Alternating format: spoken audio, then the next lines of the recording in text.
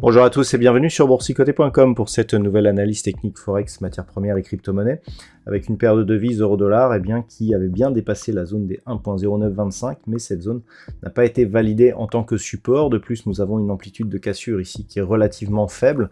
Donc attention, on est toujours sur une dynamique haussière puisque nous avons ici une succession de points bas qui est toujours haussière. Au niveau des points hauts, c'est un peu moins franc puisqu'on a ici deux niveaux quasi équivalents et un niveau ici légèrement supérieur. Bon, précédemment ici on avait une succession de points hauts qui était plutôt haussière, mais globalement on voit ici que même si on est haussier, on est sur une dynamique qui commence à hésiter. On sent beaucoup moins de force. Le fait que l'on ne valide pas ici les anciennes résistances comme zone de support montre que c'est relativement fragile. On avait une zone d'objectif qui était proche ici de la zone des indices puisqu'on était à 10.20. Donc globalement on est toujours haussier puisqu'on a une succession de points bas qui est haussière. Par contre, en cas de rupture ici de cette zone des 1,0780, on viendrait casser donc ce point bas significatif et là il y aurait invalidation de la poursuite de ce mouvement haussier.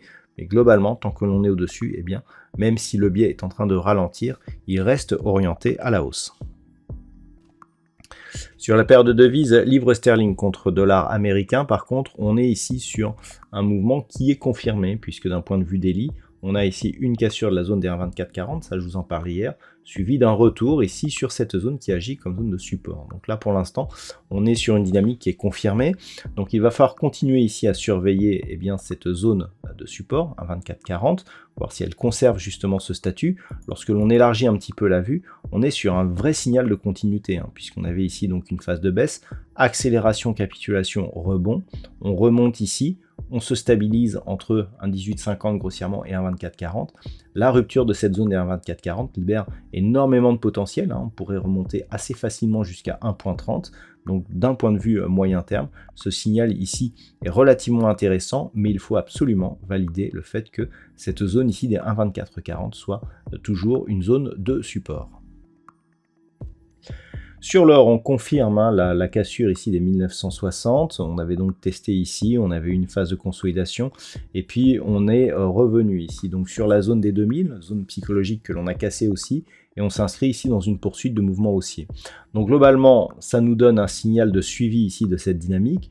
L'objectif clairement ici c'est un retour sur la zone des 2070 $ l'once, zone ici historique puisque proche du record, donc toute catégorie de cotation sur le métal jaune. Alors ce record il avait eu lieu ici lors de cette semaine, donc nous étions en 2020 et nous avons ici sur cette cotation donc CFD un point haut à 2075.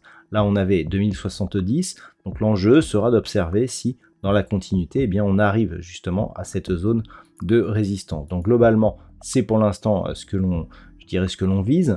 Une zone mineure, la zone des 2000 $ l'once, une zone majeure, celle des 1957. Tant que ces deux niveaux restent support, on est dans la perspective d'un retour justement sur ces niveaux historiques.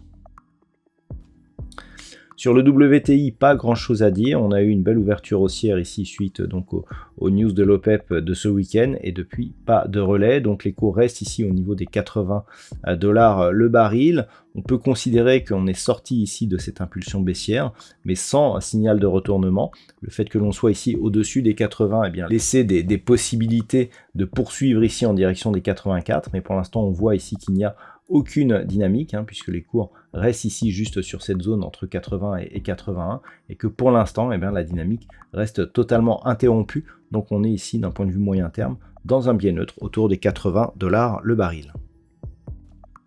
Et c'est une configuration sensiblement similaire que nous avons sur le Bitcoin. La rupture ici des 25 200 a porté les cours du Bitcoin autour des 28 000, mais depuis aucune variation. On est vraiment ici sur cette sur cette zone autour de laquelle on oscille.